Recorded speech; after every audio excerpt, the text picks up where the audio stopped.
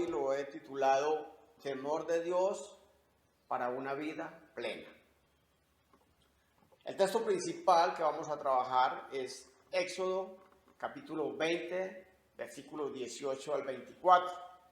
Y vamos a leer, dice la palabra de Dios: todo el pueblo percibía los truenos, los relámpagos, el sonido de la corneta y el monte que humeaba. Al ver esto, ellos temblaron y se mantuvieron a distancia y dijeron a Moisés: habla tú con nosotros y escucharemos, pero no hable Dios con nosotros, no sea que muramos. Y Moisés respondió al pueblo: no teman, porque Dios ha venido para probarlos, a fin de que su temor esté delante de ustedes, para que no pequen. Entonces el pueblo se mantuvo a distancia, y Moisés se acercó a la densa oscuridad donde estaba Dios. Y el Señor dijo a Moisés: así dirás a los hijos de Israel: ustedes han visto que he hablado desde los cielos con ustedes. No se hagan dioses de plata junto a mí, tampoco se hagan dioses de oro.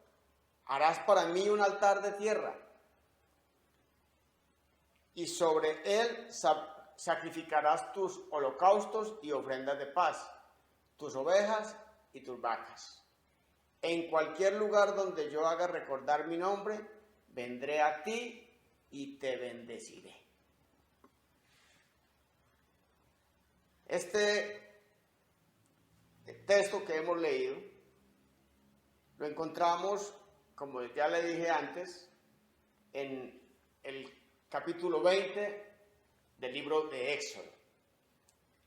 Y es curioso, o quiero destacar, que está del versículo 18 en adelante, pero en los primeros 17 versículos de este capítulo es donde nos narra la palabra de Dios el acontecimiento cuando Dios entregó los 10 mandamientos. Cuando a través de Moisés Dios le dio al pueblo de Israel unas leyes, unos mandamientos. Pero en los primeros 17 versículos entonces sucede esto, pero después del versículo 18, lo que leíamos ahora, se manifiesta al pueblo, con truenos, con relámpagos, con sonido de cornetas, y además el monte humeaba. Ustedes se preguntarán, ¿por qué hizo Dios esto? Y para responder esa pregunta, yo les voy a hacer dos preguntas.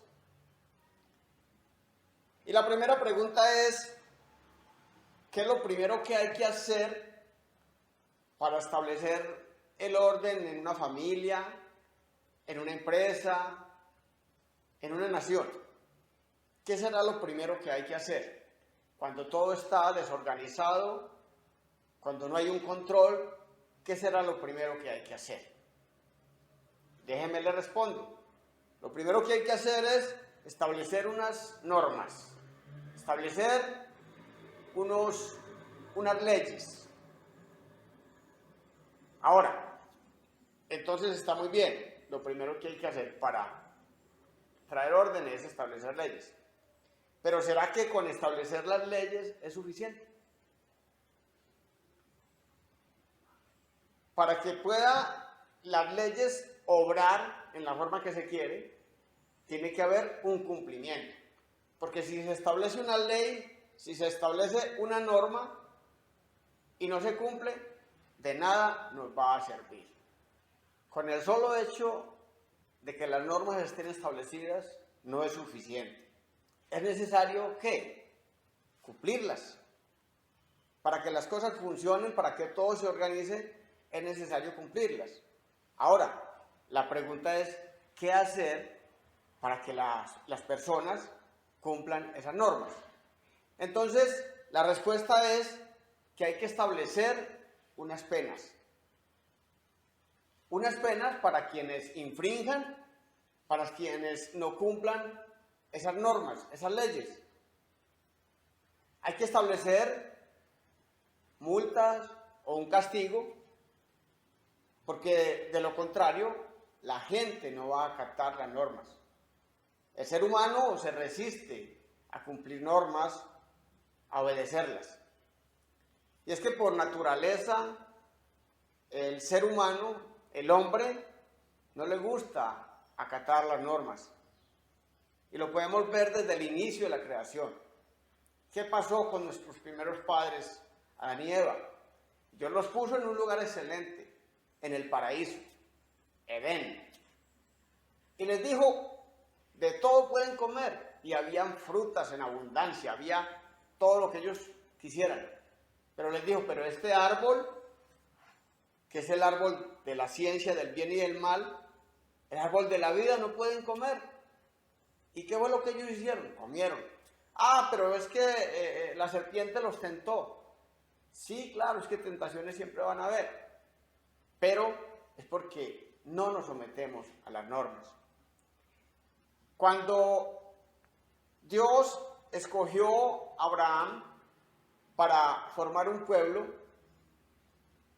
lo trajo, le dijo que lo iba a bendecir y que a través de él iban a ser benditas todas las familias de la tierra. Y él se forma ese pueblo, el pueblo de Israel. Luego ellos caen en esclavitud en Egipto, pero allí es donde el pueblo fue formado, allí fue donde el pueblo creció. Y cuando Dios decide sacarlos de la esclavitud, los iba a llevar a la tierra prometida, pero ellos por su desobediencia, por su rebeldía, les tocó permanecer 40 años dando vueltas en el desierto. Y en ese tiempo, entonces, cuando ya pasaron, cuando iniciaron el viaje, Dios establece unas normas. Y eso es lo que nos narra el capítulo 20 en los primeros versículos. Pero después de establecer las normas, el Señor se presenta a ellos con truenos, con relámpagos, algo aterrador.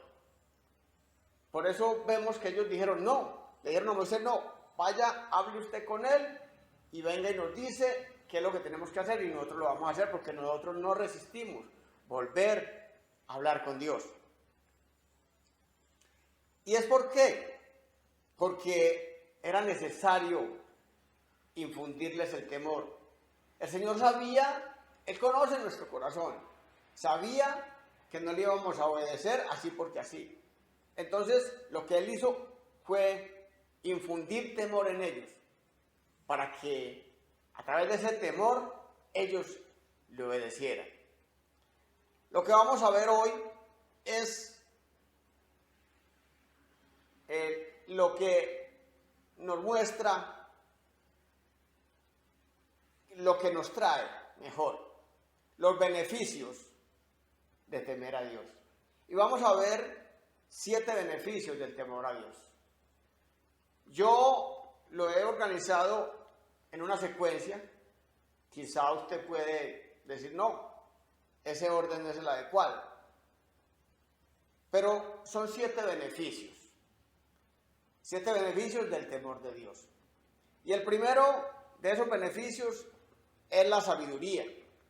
Vamos a estar leyendo, como es costumbre, o acostumbro yo a hacerlo, en varias versiones de la Biblia. Y este primer texto lo vamos a ver en el Salmo 111, versículo 10, en la Nueva Traducción Viviente. Dice la palabra de Dios, el temor del Señor es la base de la verdadera sabiduría. Todos los que obedecen sus mandamientos crecerán en sabiduría. Alábenlo para siempre. Miren bien lo que dice. El temor del Señor es la base de la verdadera sabiduría. Se confunde mucho sabiduría con inteligencia. O se confunde sabiduría con conocimiento. Son cosas diferentes. La sabiduría solamente viene de Dios. La sabiduría no la dan los libros. La sabiduría no la da la experiencia. La sabiduría viene de Dios. con el tiempo, con la experiencia, los libros, el estudio, dan conocimiento. Es diferente de la sabiduría. Y por eso el salmista lo escribe. El temor del Señor es la base de la verdadera sabiduría. Entonces, encontramos que el primer beneficio del temor de Dios es la sabiduría. También puede usted anotar ahí estos textos para que los lea luego. Proverbios 1:7, Proverbios 9:10 y Job 28:28. Hablan de la sabiduría que viene del temor de Dios. La segunda o el segundo beneficio del temor de Dios es santidad y salvación. Quiero profundizar un poco antes de pasar a santidad y salvación en sabiduría. ¿Recuerdan cuando Dios se le presentó a Salomón, cuando sucedió a su papá como rey de Israel? Él era joven, muy joven. Y el Señor se le presentó y le dijo: Salomón, por amor de tu padre, dime qué quieres y yo te lo voy a conceder. Pídame lo que quiera y se lo concedo. Y Salomón le dijo: deme sabiduría, porque yo soy un hombre joven, este pueblo es un pueblo grande y yo no sé cómo gobernarlo. Entonces, deme sabiduría. ¿Y cuál fue la respuesta del Señor? Por cuanto no me has pedido ni oro, o sea, riquezas, no me has pedido poder para derrotar a tus enemigos, no me has pedido que te dé larga vida, sino que me has pedido sabiduría para poder gobernar a mi pueblo. Te voy a dar sabiduría, pero además de sabiduría, te voy a dar todo lo otro. Y es que es sencillo. Cuando hay sabiduría, viene todo lo demás. Y por eso es que en este primer punto coloqué sabiduría. Porque la sabiduría depende del temor de Dios. Pero de aquí en adelante los beneficios que trae el temor de Dios dependen de la sabiduría. Entonces ahora sí pasemos al segundo punto que es santidad y salvación. En la segunda carta del apóstol Pablo a los Corintios, capítulo 7, versículo 1, seguimos con Nueva Versión Internacional, dice: como tenemos estas promesas, queridos hermanos, purifiquémonos de todo lo que contamina el cuerpo y el espíritu, para completar en el temor de Dios la obra de nuestra santificación. Dice que nos purifiquémonos de todo lo que contamina el cuerpo, y no solamente el cuerpo, sino el espíritu. Pero dice que para completar nuestra santificación, pero para completar ¿cómo? En el temor de Dios. Si no hay temor de Dios, no hay santidad. También nos dice en la carta a los Hebreos, capítulo 12, versículo 14, dice: busquen la paz con todos y la santidad, sin la cual nadie verá al Señor. Y usted me dirá: pero es que ahí no dice del temor de Dios. Lo que pasa es que en el versículo anterior que leímos, dice: para completar en el temor de Dios la obra de nuestra santificación. Y aquí en Hebreos dice: busquen la paz con todos y la santidad, sin la cual nadie verá a Dios. Entonces esa santidad viene a través de ¿qué? A través del temor de Dios. Por eso incluí este texto ahí. Ahora vamos al tercer beneficio que nos trae el temor de Dios. Y ese tercer beneficio es la justicia. Y vamos al libro de Malaquías, capítulo 4, versículo 2, en Nueva Versión Internacional. Dice: pero para ustedes que temen mi nombre, se levantará el sol de justicia, trayendo en sus rayos salud. Y ustedes saldrán saltando como becerros recién alimentados. Dice que ustedes que temen mi nombre, para ustedes que temen mi nombre, se levantará el sol de justicia. La justicia de Dios va a estar siempre sobre nuestras vidas. Y no solamente cuando hablamos de justicia en el sentido de que hagan justicia con nosotros, sino que nosotros vamos a vivir en la justicia de Dios. ¿Y qué es vivir en la justicia de Dios? Vivir en la justicia de Dios es hacer lo bueno delante de Dios, cumplir sus normas, cumplir sus decretos, cumplir sus mandamientos. Esa es la verdadera justicia.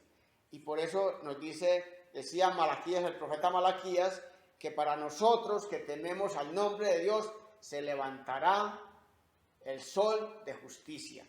¿Y va a traer qué? Salud a nuestras vidas.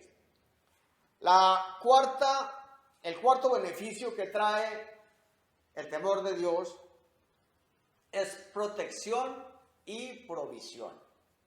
Protección y provisión. Dice el Salmo 33, versículos 18 y 19, en la Nueva Versión Internacional: pero el Señor cuida de los que le temen, de los que esperan en su gran amor. Él los libra de la muerte y en épocas de hambre los mantiene con vida. Nos trae algo a la memoria, es cierto, lo que estamos viviendo en este momento. Quizá hay necesidad, quizá hay escasez, pero yo le puedo garantizar una cosa, ya lo había dicho anteriormente. Si usted teme a Dios, si usted le obedece a Dios, Dios no va a permitir que en su casa haya falta de algo, que falte la comida, que falte lo principal. El salmista también dijo: joven fui envejecido y no he visto justo desamparado, ni su descendencia que mendigue pan. Y habla del justo. No dice: no he visto cristiano, no he visto creyente, no he visto religioso. No. Dice: y no he visto justo desamparado. El justo es quien obra en la justicia del Señor, como veíamos en el punto anterior. Entonces encontramos que cuando hay temor del Señor está la protección de Dios, porque dice que Él cuida de los que le temen. Pero en el Salmo 34, versículo 7 y luego el 9 dice: el ángel del Señor acampa en torno a los que le temen. Mire lo que dice: el ángel del Señor acampa alrededor de los que le temen. Dice también, y en el versículo 9 dice: teman al Señor ustedes sus santos, pues nada le falta a los que le temen. Entonces primero dice que el ángel del Señor acampa alrededor o en torno a los que le temen. Y luego dice: a su lado está para librarlos. Él nos guarda, el ángel. Ahora, hay que entender esto. A los ángeles usted no les va a pedir: ay ángel, venga, guárdeme. Ay ángel, venga, cuídeme. O estar orándole a los ángeles. No, eso no se puede hacer, no se debe hacer. Al único que hay que orar es a Dios. Simplemente dice la palabra de Dios en Hebreos que los ángeles son espíritus ministradores para nuestro servicio. Entonces usted no tiene que invocar a ningún ángel. Usted solamente tiene que decirle a Dios: Dios, envía tus ángeles para que me guarden, para que me protejan. Y por eso dice: el ángel del Señor acampa en torno a los que le temen. El Salmo 91 también lo dice: pues a sus ángeles enviará o mandará acerca de ti, que te guarden en todos los caminos. En las manos te llevarán para que tu pie no tropiece en piedra. Entonces es el Señor quien manda a sus ángeles para que nos guarden, para que nos protejan. Y luego dice: teman al Señor ustedes sus santos, pues nada les falta a los que le temen. Nada le falta. O sea, ahí está también la provisión. Nada les falta a los que le temen al Señor. La quinta o el quinto beneficio mejor del temor de Dios es salud. Dice Proverbios 3, versículos 7 y 8. Lo leo, en Nueva Versión Internacional. Dice, no seas sabio en tu propia opinión, más bien teme al Señor y huye del mal. Esto infundirá salud a tu cuerpo y fortalecerá tu ser. No seas sabio en tu propia opinión. Hay otra versión que dice, no confíes en tu sabiduría, no te apoyes en tu propia prudencia. Tenemos que ser sabios, pero en la sabiduría que viene del temor de Dios. Por eso dice, no seas sabio en tu propia opinión, más bien teme al Señor y huye del mal. Esto infundirá salud a tu cuerpo y fortalecerá tu ser. Es decir, hay salud para nuestro cuerpo también. El sexto beneficio del temor del Señor es riquezas, honra y vida. Y también dice en Proverbios 22:4, esta es la versión Reina Valera 2015. Riquezas, honra y vida son la remuneración de la humildad y del temor del Señor. Mire lo que dice. Riquezas, honra y vida. Son la remuneración, son el pago. ¿De qué? Del temor del Señor. Ahí no dice riquezas, honra y vida, son el pago de su esfuerzo. Son el pago de que usted se levanta a las 4 de la mañana y va a trabajar y viene a reposar a las 10, 11 de la noche. Ahí no dice eso. Ahí dice que es para los que le temen al Señor. Es la remuneración de la humildad, no del envanecimiento. Es que yo soy muy fuerte, yo soy muy inteligente y yo trabajo, yo la sudo y me la gano. No. Es la remuneración de la humildad y del temor del Señor. Recuerdo el texto que dice que si Jehová no edifica la casa, en vano trabajan los edificadores. Que por demás es que en vano vela la guardia, si Jehová, si Dios no vela la ciudad, no la guarda. Pero también dice, por demás es que os levantéis muy de madrugada y que lleguéis o que te vas a reposar muy tarde. O sea, madruga a trabajar y trabaja hasta muy tarde. Y dice, es por demás, eso es lo de menos. Y dice, y que comáis pan de dolores, porque a su amado dará Dios el sueño. ¿Y quiénes somos los amados del Señor? Los que le tememos a Él, los que le obedecemos. Entonces, riquezas, honra y vida es el sexto beneficio de el temor de Dios. Riquezas, está hablando de dinero, está hablando de cosas materiales. Honra, está hablando de la fama, del buen nombre que usted adquiere. Y dice, y vida, larga vida, larga vida. No lo olvide. También dice en el Salmo 112, versículo 3, también en la Reina Valera 2015, dice, bienes y riquezas hay en su casa, su justicia permanece para siempre. Bienes y riquezas hay en su casa, su justicia permanece para siempre. Y usted dirá, pero es que ahí no menciona el temor del Señor. Lo que pasa es que este versículo 3 está en el contexto del Salmo 112, donde el primer versículo, que lo vamos a ver en el próximo beneficio, dice, alabado sea el Señor. Qué felices son los que temen al Señor. Primer versículo. Entonces ahora sí pasemos al último beneficio que nos trae el hecho de temer al Señor, y es felicidad y prosperidad.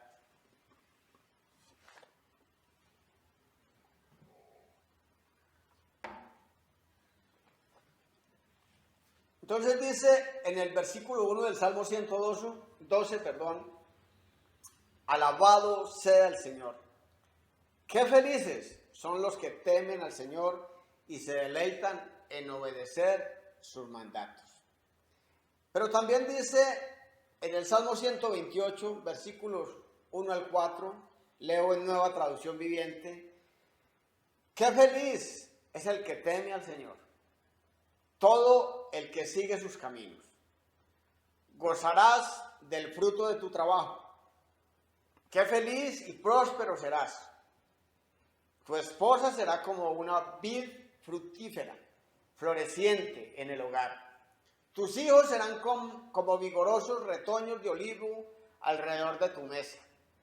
Esa es la bendición del Señor para los que, ¿qué? Para los que le temen. Bien, hermanos, ya hemos visto 7 beneficios. ¿Cuál era el primero? Sabiduría. Veíamos que la sabiduría viene del temor de Dios. El segundo, santidad y salvación. El tercero, justicia. El cuarto, protección y provisión. El quinto, salud. El sexto, riquezas, honra y vida. Y por último, felicidad y prosperidad.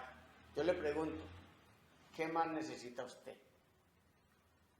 Y dejé de último, así como coloqué el primero, la sabiduría, porque es la base para alcanzar todo lo otro.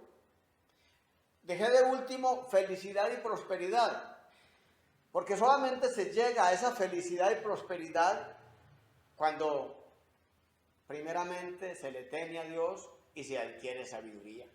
Por eso el rey Salomón fue el hombre más rico en toda la historia. Dios le dijo que nadie iba a tener la riqueza que él había tenido. Y se le puede comprobar, hablando matemáticamente, que hasta hoy ningún ser humano sobre la tierra ha tenido más riqueza que el rey Salomón. Y termino con felicidad y prosperidad cuando dice: qué feliz es el que teme al Señor, todo el que sigue sus caminos. Gozarás del fruto de tu trabajo. Qué feliz y próspero serás. Tu esposa será como una vid fructífera, floreciente en el hogar. Tus hijos serán como vigorosos retoños de olivo alrededor de tu mesa. Esa es la bendición del Señor para los que le temen. Miren, hermanos, amigos, usted puede ser una persona muy próspera. Puede ser el hombre más rico del mundo. Pero si su hogar está destruido, en usted no hay felicidad. Por eso coloqué felicidad y prosperidad. Porque puede haber mucha prosperidad económica. Usted puede ser dueño de muchas cosas. Darse los lujos que quiera. No aguantar las ganas de nada. Todo lo que quiere lo consigue. Pero si su hogar está destruido, hay infelicidad. Por eso muchas veces la gente recurre al suicidio.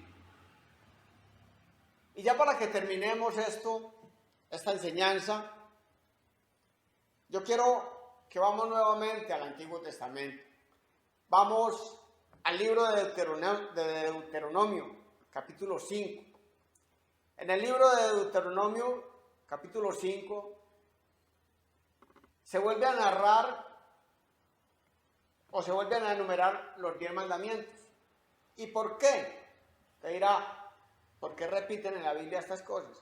Lo que pasa es que en Éxodo fue cuando Dios lo hizo, pero cuando ya estaba listo el pueblo para pasar a la tierra prometida, después de esos 40 años de divagar en el desierto, Dios manda a Moisés para que les vuelva a repetir las leyes. Porque la gente que estaba ahí en ese momento era la gente que había salido, niños o muy jóvenes de de Egipto. Eran los menores de 20 años. Ustedes recuerdan que por la desobediencia, por la rebeldía de ellos, a los que habían salido mayores de 20 años, Dios les dijo que no pasarían a la tierra prometida. Y entonces Moisés les vuelve a narrar o les vuelve a dar las leyes. Y dice en el capítulo 5, versículo 22 al 29, el Señor les dirigió estas palabras a todos ustedes cuando estaban reunidos al pie del monte. Habló con voz fuerte desde en medio del fuego. envuelto en nubes y una densa oscuridad. Eso fue todo lo que dijo en ese momento, y escribió sus palabras en 2 tablas de piedra y me las dio. Sin embargo, cuando ustedes escucharon la voz que salía de en medio de la oscuridad, mientras el monte ardía en llamas, todos los ancianos y los jefes de las tribus se acercaron y me dijeron: mira, el Señor nuestro Dios nos ha mostrado su gloria y su grandeza, y hemos oído su voz salir de en medio del fuego. Hoy comprobamos que Dios puede hablar con los seres humanos, pero aún así seguimos con vida. Sin embargo, ¿para qué arriesgarnos otra vez a morir? Si el Señor nuestro Dios vuelve a hablarnos, seguramente moriremos y seremos consumidos por ese imponente fuego. ¿Puede algún ser vivo oír la voz del Dios viviente que sale del medio del fuego, como la oímos nosotros, y seguir con vida? Ve tú y escucha lo que dice el Señor nuestro Dios. Luego, ven a contarnos todo lo que Él te diga, y nosotros escucharemos y obedeceremos. El Señor oyó la petición que me hicieron y dijo, se habla así porque Moisés es el que le está contando al pueblo de Israel. El Señor oyó la petición que me hicieron y dijo, he oído todo lo que los israelitas te dijeron y tienen razón. Y viene el texto, uno de los textos preferidos míos y que constantemente escuchan que yo lo menciono. Siempre yo me lo aprendí en la Reina Valera 1960, pero hoy lo voy a leer en Nueva Traducción Viviente. Y dice, oh, dijo Dios, oh, si siempre tuvieran un corazón así, si estuvieran dispuestos a temerme y a obedecer todos mis mandatos, entonces siempre les iría bien a ellos y a sus descendientes. Mire lo que dice el Señor. Oh, ¿quién diera? Oh, si siempre tuvieran un corazón así, ese corazón que les dijo, vaya Moisés, hable con Dios y venga y nos dice. Y lo que diga Dios que tenemos que hacer, nosotros lo vamos a hacer. Y el Señor quedó impresionado y dijo, oh, ojalá siempre sea así. ¿Y para qué? ¿Para qué? Que ojalá que siempre sea así. Dice, entonces siempre les iría bien a ellos y a sus descendientes. Miren, hermanos, amigos, ustedes muchachos allá en el centro penitenciario, ¿usted quiere dejarle una buena herencia a su hijo? O a sus hijos, aún a sus nietos. No se esfuerce en conseguir cosas materiales. Eso de nada sirve. Eso podrá servirles ocasionalmente. Por las herencias muchas familias se han matado. Otros quizás no se hayan matado físicamente, pero espiritualmente se han matado. Se han dejado de hablar. La mejor herencia que usted le puede dejar a su hijo es el temor del Señor.